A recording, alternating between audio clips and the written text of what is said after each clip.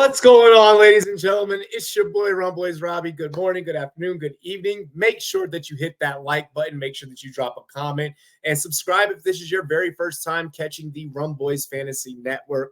We greatly love and appreciate all of you. Shout out to our sponsors over at Shop GLD. Get your favorite NFL team around your neck, just like me over at shopgld.com. Link down below. Copy and paste it. And then also want to shout out Pros with Joe's charity leagues. I am representing the side of the pros, representing the American Foundation for Suicide Prevention. Donation link is down below, people. Donation link is down below. Shout out to our 2 donors that we have so far. We have about 4 days left until that contest ends, where I select, the commissioner selects one of you who donates to be my co-manager to go up against Adam Rink, Marcus Grant, Pat Fitzmaurice, so on and so forth. NFL Network, Fantasy Pros, SiriusXM, ESPN, you name it. We're going up against the big dogs. We one of the big dogs over here, and we're going to show them how we get down over here on this YouTube thing, over here on this Rumboyz Fantasy Network thing. So link down below, American Foundation for Suicide Prevention. Click the link, donate, become a co-manager. Get a Rumboyz swag bag when you get selected to co-manage a fantasy football team with me and open a can of whoop ass. Ladies and gentlemen, we're here to talk fantasy football friendly. We are going to talk about the Baltimore Ravens today. We are going to the Baltimore Ravens today. Yesterday, we took it over to the West Coast. We talked about the Los Angeles Rams, our second home. We're going to head on back over to the DMV real quick over on the East Coast. And we're going to get into this Baltimore thing real quick. I'm letting y'all know now, this team is electric. Cheers to me. Cheers to you, all the Rum boys and girls. What it do? Dilly dilly. Let's start the show. Of course, we got to start off with the quarterback position. So we got to start off with this is dangerous. This is LaMarvelous. This is LaMarvelous right here. This is LaMarvelous. The Baltimore squad, so LaMarvelous. This man has had, every time that he has won the MVP, he's in the top 3 in fantasy simultaneously. Obviously, those things go hand in hand together, okay? Okay. Last time he got the MVP was in 2019. Got it last year. Obviously, looking to get some more hardware this year, having slimmed down over the offseason. Said he's feeling a little bit faster, if you can believe that. All right. Rushing ability is obviously there. All right. Ranked first in rushing yards per game, 3rd in red zone carries, 4th in rushing touchdowns last year. All right. Now, for all of y'all that want to be like, oh, well, told you he's pretty much just a running back. Homie excels as a passer as well. You don't get MVP at the quarterback position by just being an electrifying runner. You also have to be a damn good, competent passer. Ranked 10th in passer rating from a clean pocket. First in completion percentage over expected. 6th in adjusted completion rating. Oh, and those hero throws, when homie wants to go ahead and play hero ball, yeah, he ranks 4th in hero throw rate. All right.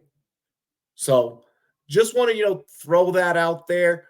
I don't mind living in a world where Lamar Jackson goes off the board as QB1. Like, I don't mind if you go out in your drafts and do that. Okay. Whether it's Allen, Hurts, Jackson, those 3 can be interchangeable. Even Mahomes, obviously Mahomes has won so many people fantasy championships. You know who else has won a lot of people fucking fantasy football championships? Lamar Jackson, LaMarvelous. I'm willing to pay the price. 1st round draft capital. I'm all for it. If I'm coming off the board within those first 3 to 5 picks, it's all my brain. And I'm in a 2 QB format. It's in my head. It's ingrained in my head. I'm going after Lamar Jackson within those first, 3 to 5 picks. Like, I'm locked in going Lamar Jackson. As long as a person is picking 1 or 2, doesn't go and get Lamar Jackson. And even still, you'd be left with a Hurts or Allen or a Mahomes, and that wouldn't be bad at all. All right. So that's my little soapbox on Lamar Jackson. All right. The man's been dangerous since Louisville. Come on now. We are going to move over to the running back position. The Baltimore Ravens get a massive improvement at the running back position. Obviously, moving on from Gus the Bus Edwards and, Dobbins. They still maintain Justice Hill back there, and they bring in a rookie, Rasheen Ali. None of those guys realistically, maybe they get some work in the passing game, but even still, like Derrick Henry, he's shown that he can also do that as well and also throw passes and damn self. None of those two guys are eating into King Henry's workload, okay? When we talk about King Henry, RB8, all right? My man's even at now heading into age 30, at age 29 last year. Remember the narrative last year around King Henry and why a lot of people were fading him? And even the last 2 years is age. Everyone always runs on this fucking age narrative, all right? Which mind boggles me. Homie at 29 years old still had 280 attempts on a sucky Tennessee Titans team, a lackluster Tennessee Titans team. 1,167 yards. So 280 attempts, 1,167 yards, 4.2 yards average per carry. All right. Longest run last year was for 69. He had 12 touchdowns. Homie did not put the rock on the ground one single time at all.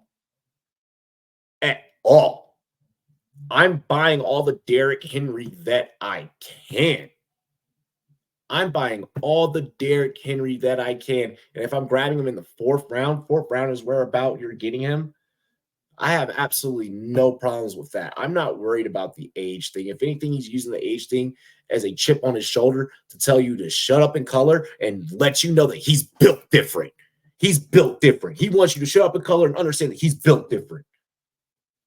He ranked first in rushing attempts, second in rushing yards last year, showed zero drop-off at age 28. That's among 68 qualifying backs. 9th in explosive run rate, 11th in yards after contact per attempt. Come on now.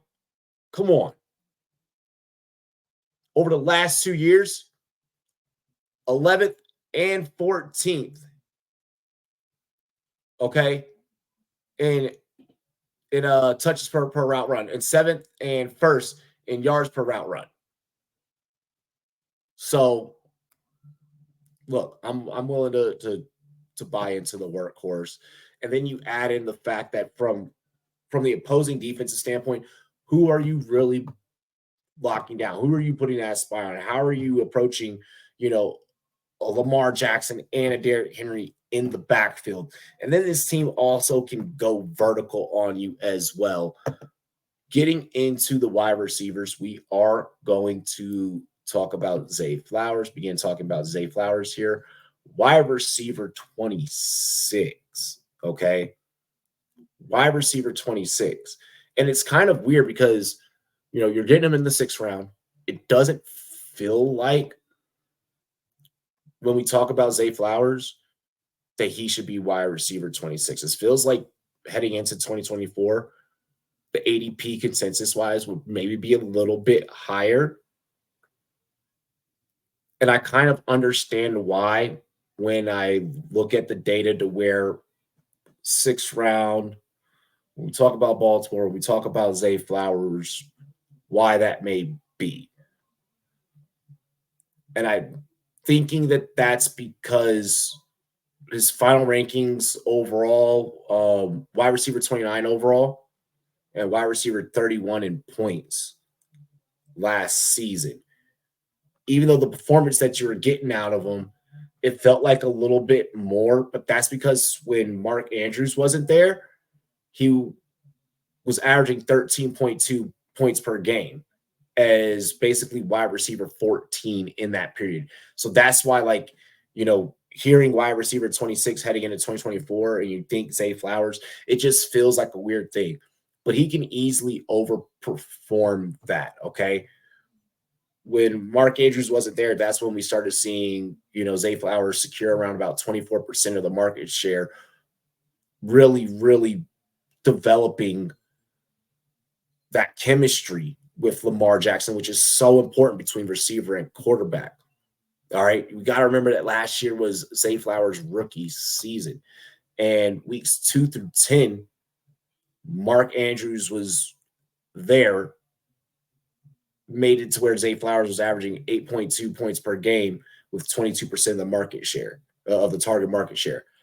I think that we see Zay Flowers take that extra step, and we could be seeing him maybe even in top 12 receivers. I could see top 15 receivers for damn sure.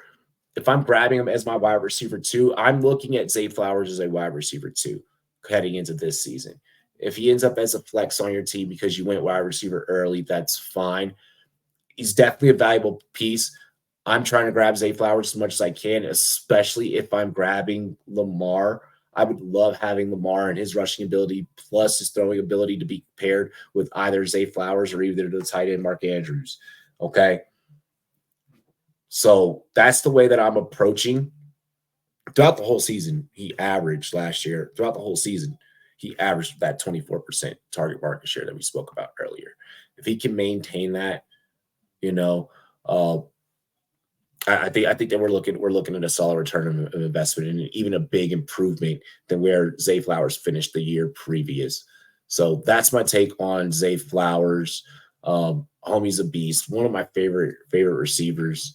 Out of that class last year, and I'm going to remain a fanboy. Look, give me all the Ravens at this point. Let's get into the tight end. Mark Andrews. Nowadays, everybody, what did M say? Nowadays, everybody want to talk like they got something to say, but nothing comes out when they move the list. Just a bunch of gibberish because motherfuckers act like they forgot about Mark Andrews.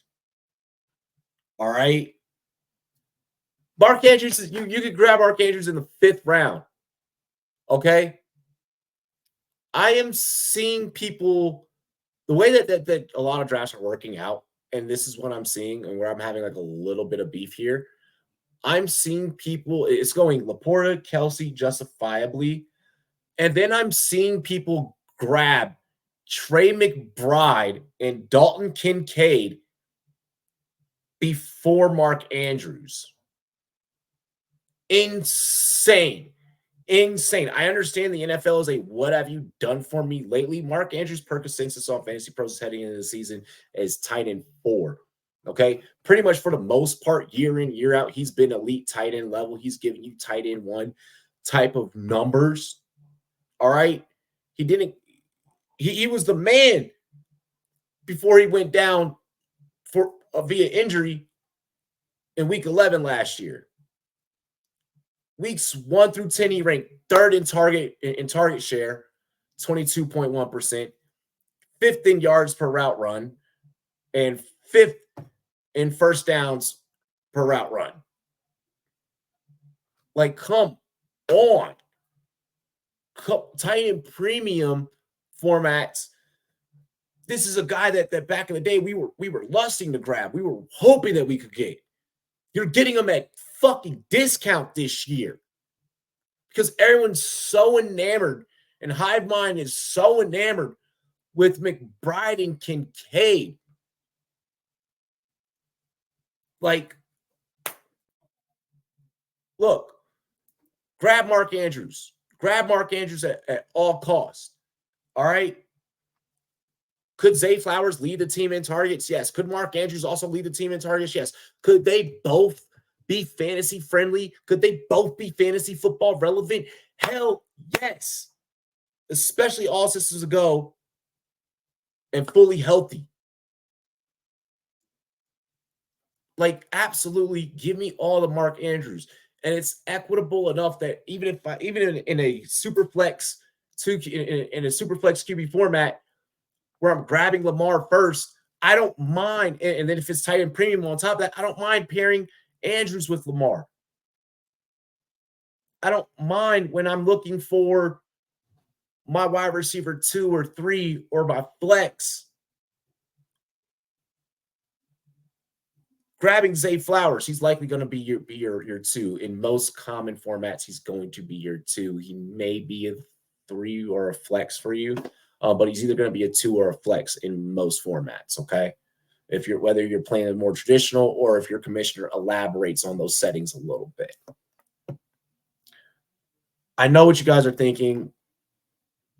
Robbie, you didn't bring up, Justice Hill, Rashad Bateman, Rasheen Ali, Isaiah Likely. That's because all of those guys are heavy watch list players. This team probably has the best watch list, and even Tez Walker has the best watch list guys of most NFL rosters, of guys that you can easily plug and play as handcuffs, and they're still going to be sufficient enough. All right. This team has diamonds in the rough. This team has guys that if anything happens to the person in front of them, you're going to be able to go ahead, waiver wire, and grab them. And they're going to be guys that you're going to want to desire, you're going to want to have on your roster. All right. So that's why I'm not going into a diamonds in the rough piece, because we'd be here for another fucking 15 minutes. That's why I'm not going into a depth concerns piece, because we've seen what this team can do for us whenever it's the next man up. So with that being said, we are going to go ahead and bring out the fantasy football friendly grade. But before we do, remember Pros with Joe's charity leagues. We have about 4 days left. I know the graphic right there says 6. We have about 4 days left. Shout out to our 2 donors. If you donate, whether it's $1, whatever the case, then you get entered into a raffle. $1 equals 1 raffle ticket. 1 donation equals 1 raffle ticket. We pull your name, and then you get the opportunity to co-manage a fantasy football team with me, and we go out there and we whoop ass on NFL Network, on ESPN, on Yahoo, on Fantasy Pros, on CBS, and everyone else and anyone else that thinks that they can eat, shit, sleep, and breathe with the Rumboyz Fantasy Network. We're going to hold it down for the small content creators. We're going to hold it down for the small YouTubers. That's right. You heard me. All right. I'm gassed up for this fantasy football league, and I want y'all to be too. Get out there and donate. American Foundation for Suicide Prevention. All righty. Let's get into the fantasy football friendly grade for the Baltimore Ravens. When I look at this roster from top down, okay, and what it can provide, and the rounds, and just how high value those core pieces that we just broke down are, you're talking first round, no later than 6th round that you're able to grab these guys. All these guys are able to produce. All these guys are able to get you to a fantasy football championship. Obviously, you're not going to put them all on one team, because you got to diversify your portfolio. That's not what this show is for. All right. But just looking at this offense and the fits that it's going to throw opposing defenses, and we look at the waiver wire, players that you're able to go out there and grab from this team specifically, fantasy football friendly grade A+. Grade A. Grade A+. All right. That's how we rocking. That's how we going. A+ for the Baltimore Ravens. It's Lamarvelous. It's King Henry. It's give him his Zay Flowers. It's they forgot about me, Mark Andrews, and I'm Lamar's favorite target. Go out there and win yourself a fantasy football championship. Like, comment, subscribe to the content, share the content. We love you guys. We appreciate you. This is Fantasy Football Friendly. Cheers to me. Cheers to you. All the Rumboyz and girls, what it do. Dilly, dilly, y'all. Holy shit.